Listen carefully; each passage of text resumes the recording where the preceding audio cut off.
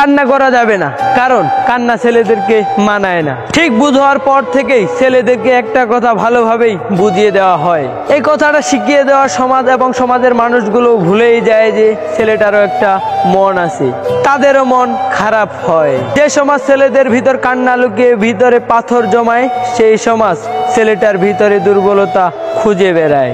একটু এদিক ওদিক হলেই ছেলেটাকে রাগী বদমেজাজি উপাধি দিয়ে যায়।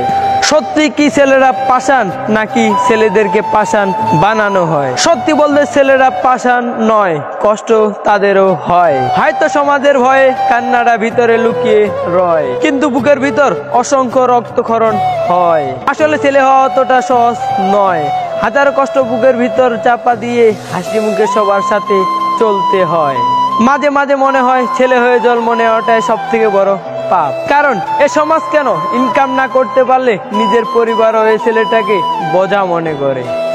হোক সেটা সমাজ কিংবা পরিবার, ছেলেটা প্রতিষ্ঠিত না হতে পারলে সেই ছেলেটার স্বীকৃতি কেউ দিতে চায় না। ছেলে হয়ে জন্ম নিয়েছি, কত কষ্ট বুকের ভিতর চাপা দিয়েছি হাসতে হাসতে। এভাবে হাজার কষ্ট বুকের ভিতর চাপা দিয়ে আমিও একদিন চলে যাব না ফিরার দেশে।